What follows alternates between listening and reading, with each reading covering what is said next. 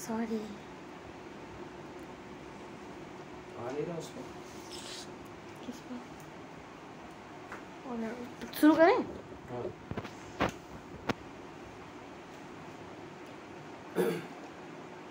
ये दोस्तों नमस्कार।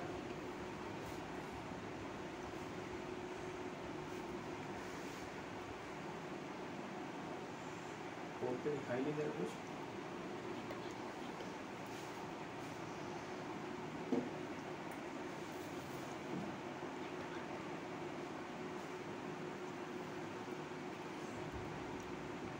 घर से नेट नहीं आ रहा है, अभी आ जाए। रुको।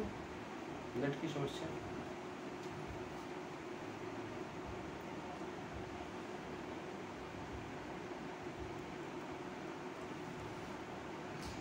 आप पूछिए सबको ऑडियो और वीडियो आ रहा है कि नहीं। ऑडियो और वीडियो आप लोगों तक पहुंच रहा है कि नहीं भाई?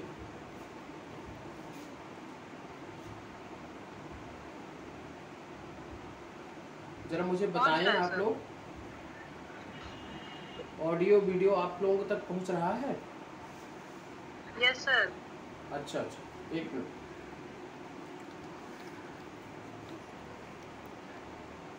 ठीक है,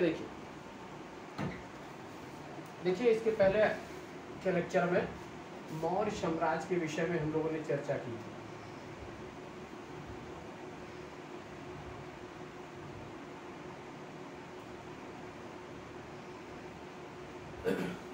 मैंने इसके स्रोत के विषय में मौर्य साम्राज्य के जानकारी के स्रोत कौन कौन से थे, तो उसके विषय में आप लोगों से इसके पहले के लेक्चर में मैंने बताया था। तो जानकारी पहले मौर्य साम्राज्य देख लीजिए कब से कब तक था। 323 से लेकर 185 BCE तक। ठीक, 323 BCE से लेकर 185 BCE तक मौर्य साम्राज्य हमारा था। हमने जानकारी के स्रोत में आपको बताया था कि इसको जानकारी के स्रोत कौन कौन से हैं। एक बौद्ध साहित्य है, बौद्ध साहित्य, दूसरा जैन साहित्य,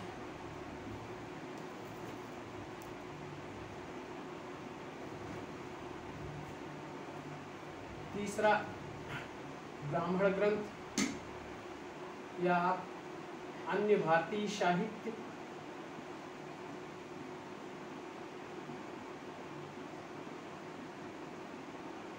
अन्य भारतीय साहित्य। इसके साथ साथ विदेशी लेखकों का विवरण, विदेशी लेखकों का विवरण, ठीक है।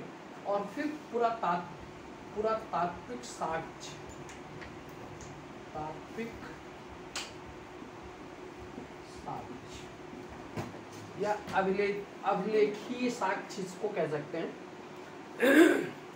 अभिलेखी साक्ष्य के अंतर्गत आपके अशोक के अभिलेख और खारवेल के अभिलेख, जो उस समय कलिंग का शासक था, उसके अभिलेख, और रुद्रदामन के अभिलेख इसके अंतर्गत आए हैं।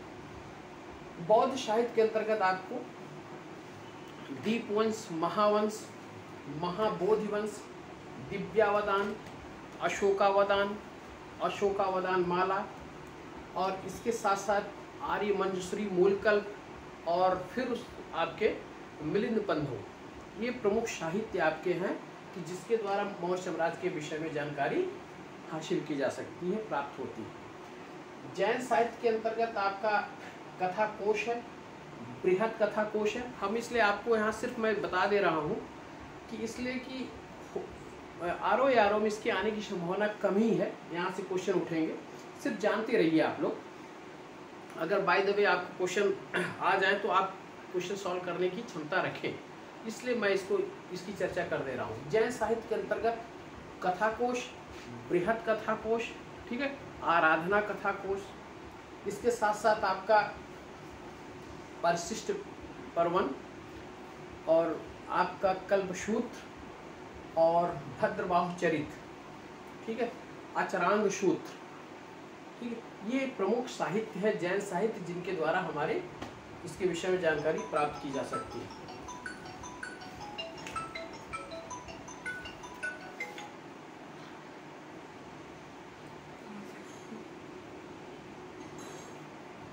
ऑडियो ऑफ है, बोल सकते हैं। नहीं आप पढ़ाते रहिए, इससे हम देख लेते हैं। ठीक है। विदेशी लेखों के विवरण में सिकंदर के समय, मैंने इसकी चर्चा कल सिकंदर के विषय में किया था कि सिकंदर के समय आने वाले लेखकों की सूची क्या थी, कौन कौन से इतिहासकार या लेखक थे जो उनके साथ यहाँ पर भारत आगमन हुआ था। ये महत्वपूर्ण है। ठीक है, इसको आप लोग देख लें कि विदेशी लेखक कौन कौन से थे जो सिकंदर के समकालीन, सिकंदर के साथ भारत आए थे। उन लेखकों में सिकंदर के साथ भारत आने वाले लेखक, सिकंदर के साथ के समय में, साथ क्या समय में भारत आने वाले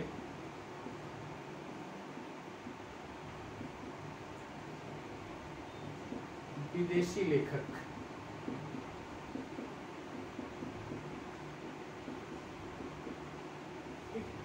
इन लेखकों में महत्वपूर्ण नाम आपका है नियार्कस। ये बहुत इंपॉर्टेंट है, नियार्कस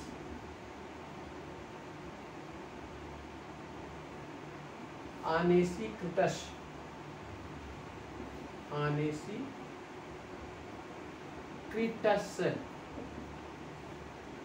अरिस्टोबुलस, अरिस्टोबुलस। ये तीन महत्वपूर्ण लेखक जो सिकंदर के समय में भारत आए थे। इसके बाद, सिकंदर के बाद हम देखते हैं कि मेगास्थनीज, स्ट्रैबो, प्लिनी, टालमी, एरियन और आपके जस्टिन, प्लूटार्क, डायोडोरस, डायनोसियस, इनके साहित्य से, इनके द्वारा लिखी गई पुस्तकों के या इनके द्वारा लिखे गए संकलन से जो आपको इसके विषय में जानकारी प्राप्त होती है मौर्य साम्राज्य के विषय में। ठीक है, तो आप इतना जानते रहिए। इसके बाद हम आते हैं प्रमुख रूप से, इसका जो प्रथम शासक था चंद्रगुप्त मौर्य।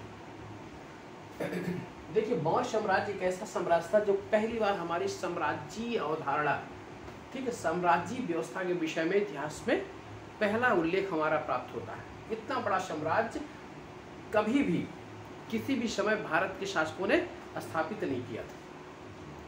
ठीक है, इसकी सीमा आपके पश्चिम में ईरान से लेकर, पश्चिम में ईरान से, या ऐसे हम बना सकते हैं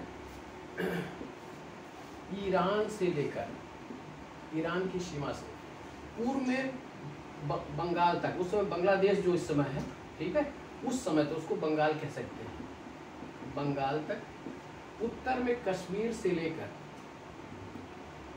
दक्षिण में आपके कर्नाटक तक। इतनी बड़ी सीमा हमको प्राप्त होती है चंद्रगुप्त मौर्य के शासनकाल में। ठीक है, इसके बारे में इतिहासकार शायद स्मिथ का कथन है कि मौर्य शासकों ने ऐसी वैज्ञानिक सीमा का निर्माण किया कि जो बहुत प्रयत्नों के फलस्वरूप अंग्रेज भी उस सीमा को प्राप्त नहीं कर सके, और मुगल काल और उसके मुगल प्रशासक, मुगल शासक और उसके उत्तराधिकारी भी इसके लिए काफ़ी प्रयासरत रहे, लेकिन कभी भी इस सीमा को वो छू तक नहीं सके। इतनी बड़ी सीमा हमारी भारत की थी। ठीक है, ईरान से लेकर बंगाल तक, कश्मीर से लेकर कर्नाटक तक। अब हम आते हैं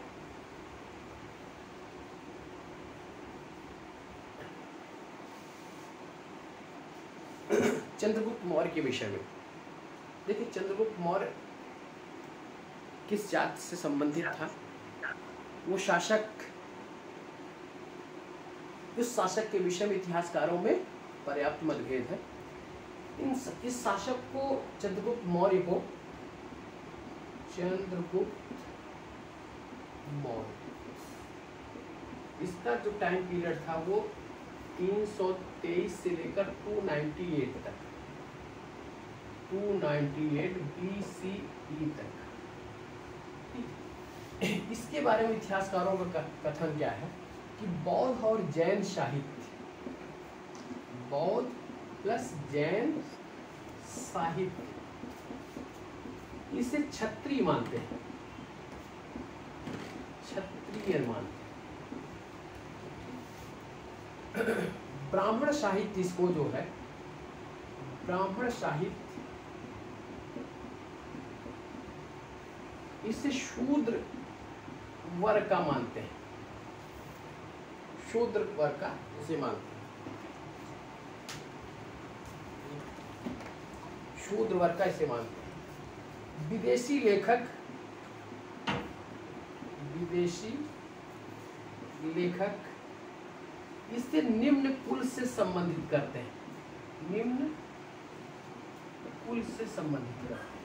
इसके साथ साथ एक विशाख दत्त की पुस्तक है मुद्रा राक्षस, मुद्रा राक्षस, ये किसकी पुस्तक है? विशाख दत्त, जिसमें चंद्रगुप्त मौर्य को वृषल कहकर संबोधित किया है, वृषल कहकर संबोधित किया है। वृषल का मतलब है निम्न जातीय, ठीक है। ये कभी कभी क्वेश्चन पूछा गया है कि वृषल किसको कहा गया है, ठीक है। तो वृषल चंद्रगुप्त मौर्य को कहा गया है, और किसने कहा है वृषल? वृषल कहा है मुद्रा राक्षस। ये पुस्तक है विशाख दत्त की, विशाख दत्त की पुस्तक, ठीक है। तो इसके विषय में, चंद्रगुप्त मौर्य के विषय में जो जानकारी मिलती है, कहा जाता है कि इसकी माता मौर्य वंश की एक राजा थे, उनकी पत्नी थी, ठीक है। उस राजा की मृत्यु किसी एक युद्ध में हो जाती है, और युद्ध के उपरांत चंद्रगुप्त मौर्य का जन्म होता है, ठीक है।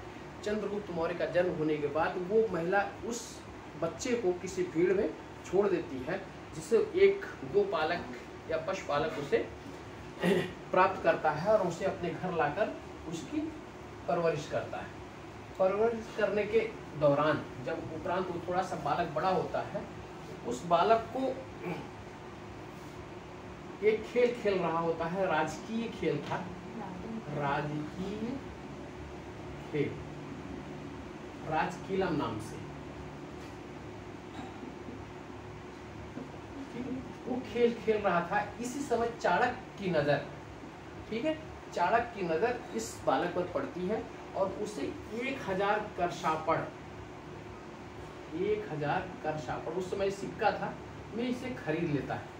और खरीद कर, चूंकि चाणक्य का अपमान घनानंद ने किया था, इसलिए उस अपमान का बदला लेने के लिए वह इसे ले जाता है और इसकी प्रतिभा से प्रभावित होकर इसे तक्षशिला ले जाकर इसको दक्ष करता है प्रत्येक विधाओं में, और फिर उसके बाद वो नंद वंश का समूल नाश करने का प्रयत्न करता है, ठीक है। तो इस तरीके से इसकी एक कहानी हमको प्राप्त होती है चंद्रगुप्त मौर्य के विषय में। और इसको करसापड़, 1000 करसापड़ में ले जाकर वो तक्षशिला ले जाता है, ठीक है। और वहाँ पर समुचित तैयारी के बाद फिर नंदवंश का जो साम्राज्य था उस पर आक्रमण करने का प्रयास किया जाता है।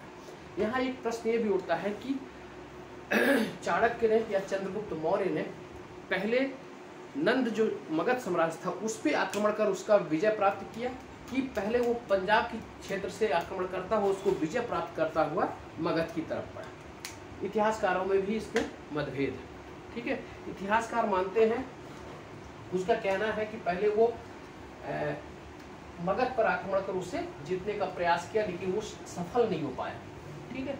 उसके बाद वह करीब एक बड़ी सेना इकट्ठी करता है, वहाँ के जनजातीय लोगों की एक बहुत बड़ी सेना इकट्ठा करता है, और फिर उसके बाद वो पंजाब के क्षेत्र से जीतता हुआ मगध राज्य पर आक्रमण कर घनानंद नामक शासक को पराजित कर उसे मार डालता है, और फिर उसके बाद वो मगध पे मौर्य साम्राज्य की स्थापना करता है।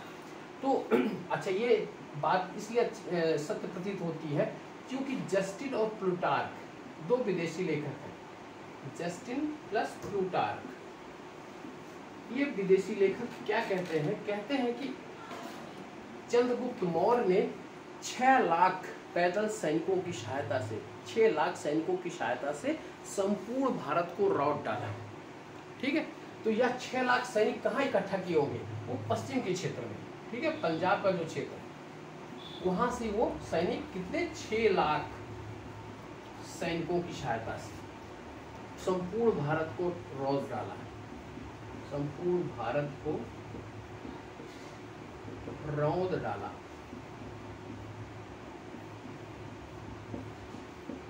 देखिए ये स्टेटमेंट पूछा जाता है कि वो कौन सा विदेशी इतिहासकार है जो ये कहता है कि 6 लाख सैनिकों की सहायता से संपूर्ण भारत को चंद्रगुप्त मौर्य ने रौंद डाला। तो आप उसका नाम जस्टिन और प्लूटार्क, पहले प्लूटार्क का कथन होता है, उसके बाद ऐसे ही कथन जस्टिन भी करता है।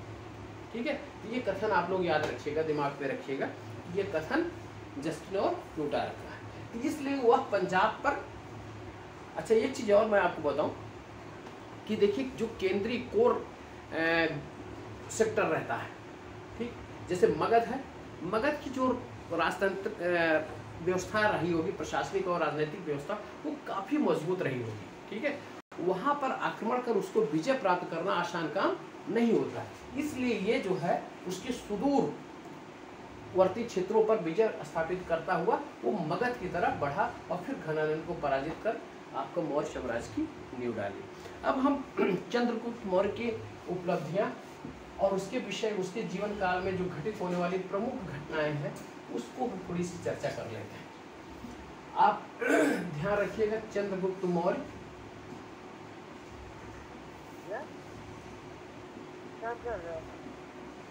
टाइम पीरियड इसका 323 से लेकर 298 BCE तक। ठीक है, पुराणों के अनुसार इसने 24 वर्ष तक शासन किया था और इसका पुत्र बिंदुसार पुराणों के अनुसार 25 वर्ष तक शासन किया था। तो इसके समय की जो प्रमुख घटना हुई है, पहली बात मैंने इसकी जात की चर्चा कर ली आपसे कि ब्राह्मण साहित्य से क्या कहते हैं, जैन साहित्य से क्या कहते हैं, बौद्ध साहित्य क्या कहते हैं, विदेशी लेखक क्या कहते हैं, मुद्रा राक्षस में क्या इसके विषय में लिखा गया है। ठीक है, 305 BCE में एक घटना घटित होती है कि सिकंदर का सेनापति सेल्यूकस रहता है। वो सेल्यूकस जब सिकंदर के जाने के बाद वह पुनः अपने राज्य पर वह पुनः भारतीय जो क्षेत्र था उस पर आधिपत्य अपना जताने की कोशिश करता है। और वो क्या करता है कि 305 ईस्वी में उसी क्रम में चंद्रगुप्त मौर्य से उसका संघर्ष हो जाता है, सेल्यूकस का। कब होता है? 305 BCE में। इस संघर्ष में चंद्रगुप्त मौर्य की विजय होती है और विजय के फलस्वरूप वह जिस क्षेत्र पर अपना आधिपत्य स्थापित करने की बात करता है वह उसको चंद्रगुप्त मौर्य को जो संधि होती है, संधि के दौरान वह दान दे देता है। इसकी संधि एप्पियानस की संधि होती है, एप्पियानस की संधि। यह इस युद्ध के पश्चात एप्पियानस की संधि होती है और संधि की जो शर्तें रहती हैं उस शर्त के अनुसार चंद्रगुप्त को 4 क्षेत्र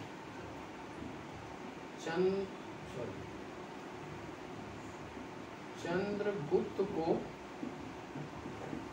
4 क्षेत्र ये प्रदान करता है। ठीक है, बदले में चंद्रगुप्त उसे 500 हाथियां देता है, 500 हाथी।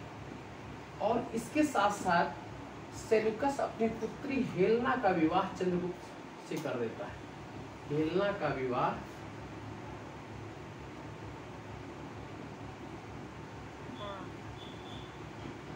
चंद्रगुप्त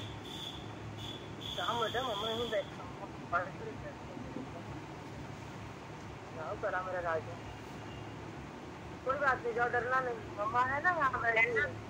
आम्रपाली जी थोड़ा म्यूट करिए भाई।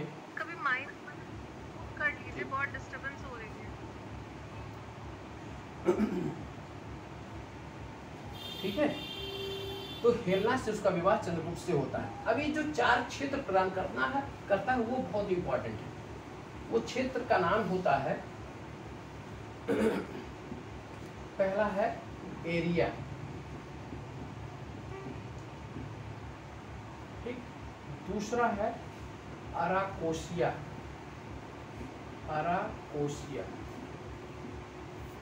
तीसरा क्षेत्र आपका है जेड्रोसिया,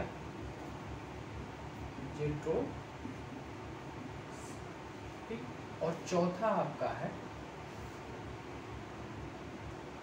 पेरिपेमिसदाई,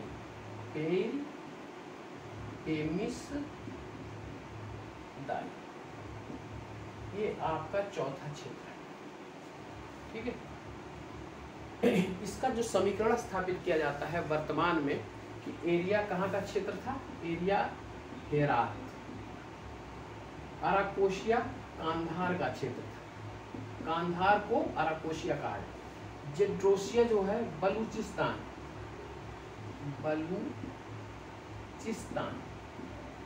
ठीक है, और पेरिपेमिसदाई काबुल।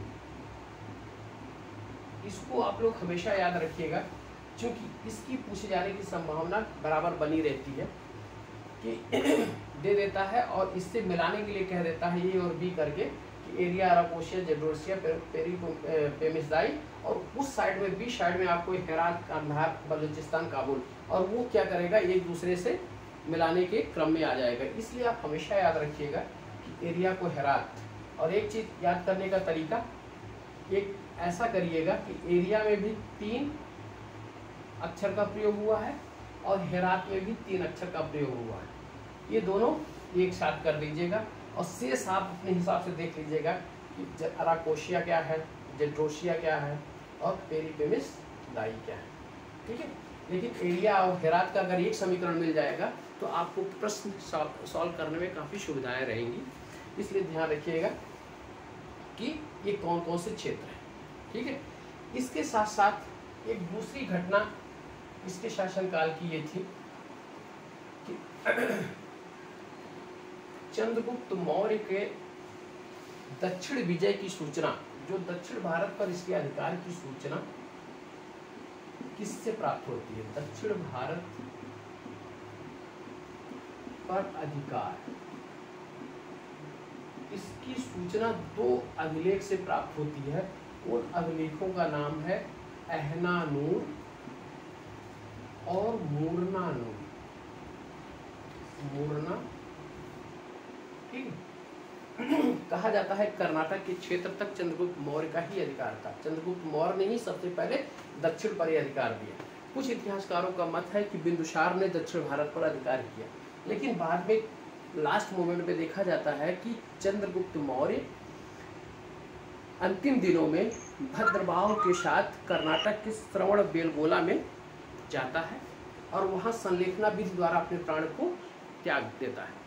तो ये माना जाता है कि कोई भी शासक अपने अंतिम दिनों में अपने प्राणों को अपने ही साम्राज्य की सीमा के अंतर्गत त्यागना पसंद करेगा, इसलिए वो जो है दक्षिण भारत पर अधिकार माना जाता है कि चंद्रगुप्त मौर्य ने ही स्थापित किया, और इसकी पुष्टि किससे होती है, अहनानूर और मूर्नानूर अभिलेख से, ठीक है।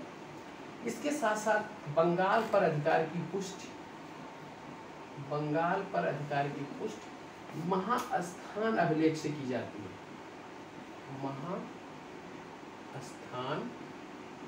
अभिलेख, ठीक है। ये इसके समय में। और नेक्स्ट बात चंद्रगुप्त मौर्य के विषय में, कुछ नाम हमारे सामने आते हैं, ठीक है। वो नाम हमको इतिहास में दिखाई देते हैं। एक नाम होता है सेंड्रोकोट्स,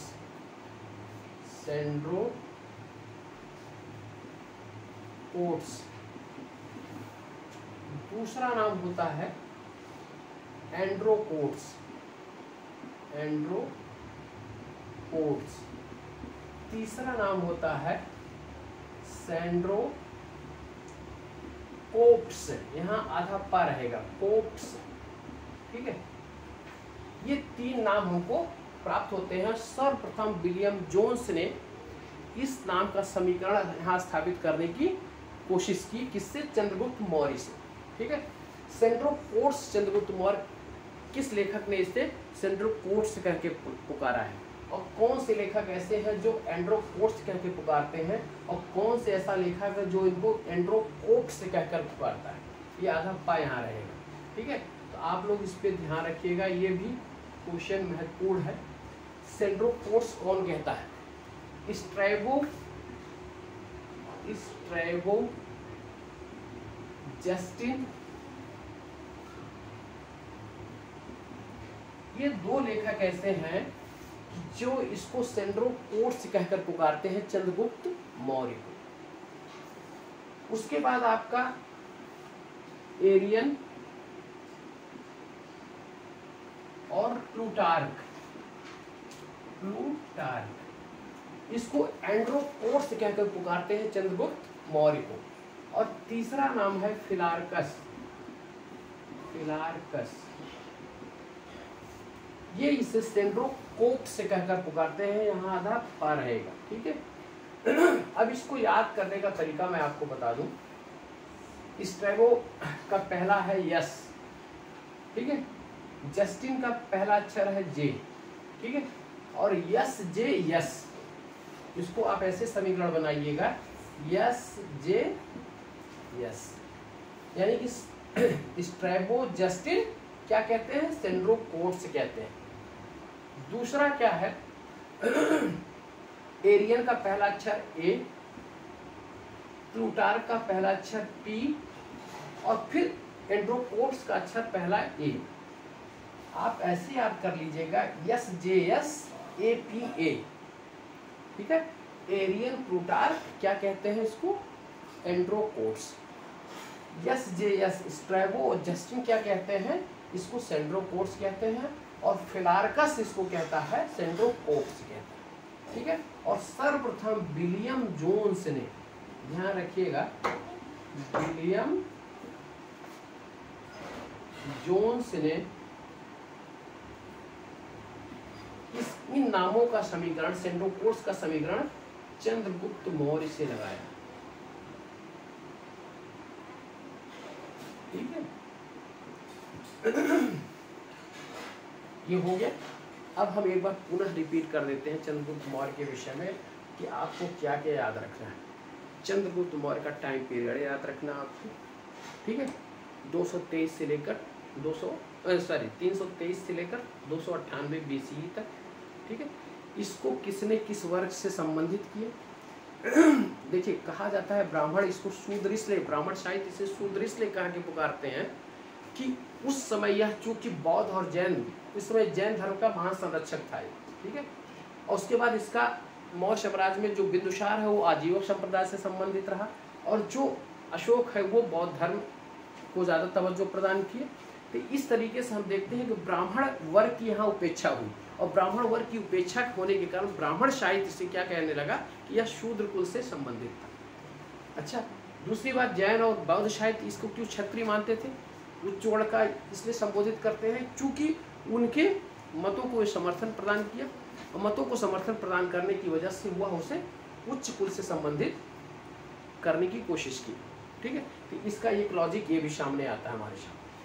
तो इसको जानने के बाद आप इसके साथ सेल्यूकस का जो युद्ध होता है 305 BCE में, उस युद्ध में जो पराजित होते हैं, पराजित होने का के बाद उसने जो 4 क्षेत्र इनको प्रदान किया, एरिया, जेड्रोशिया, अराकोशिया, पेरिपेमिसदाई, उन क्षेत्रों का समीकरण आप ध्यान में रखिएगा। एरिया को हेरात कहा जाता है, जेड्रोशिया को बलूचिस्तान कहा जाता है, और अराकोशिया को कांधार, और पेरिपेमिसदाई को काबुल कहा जाता है। ठीक है, इस तरीके से हमारे संबंध हुए। उसके बाद इसके दक्षिण भारत के परिषदीय अधिकार की पुष्टि किससे होती है? अहनानूर और मुरनानूर नामक अभिलेख से होती है। बंगाल पे अधिकार की पुष्टि इसके महास्थान अभिलेख से होती है। और अंतिम दिनों में या भद्रबाहु के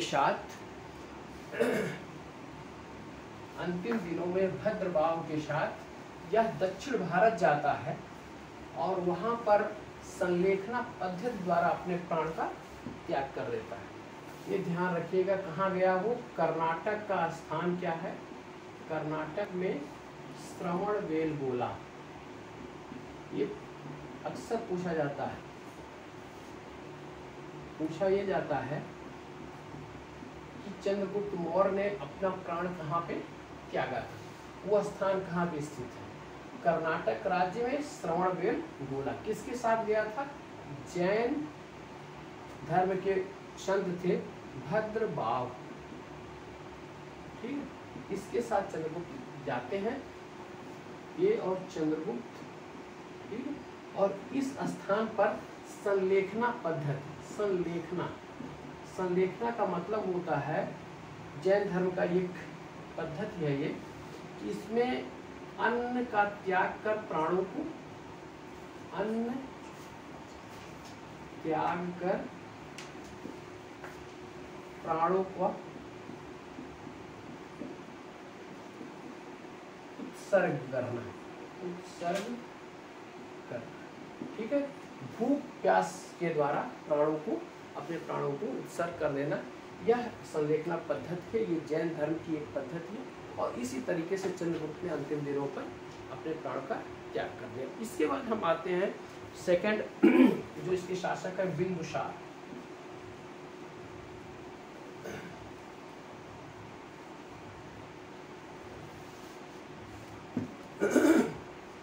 सेकंड आपको बिंदुसार,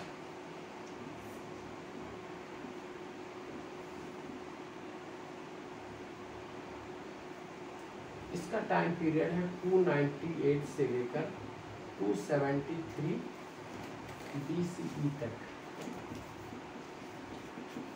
ठीक है। इसको यूनानी लेखक अमित्रोचेट्स के नाम से जानते हैं, अमित्रोचेट्स, ठीक। और इसका संस्कृत में इसका रूपांतरण क्या होता है? अमित्रघात, अमित्र, ठीक है। दूसरा वायु पुराण, वायु पुराण, इसे भद्रसार के नाम से जानता है,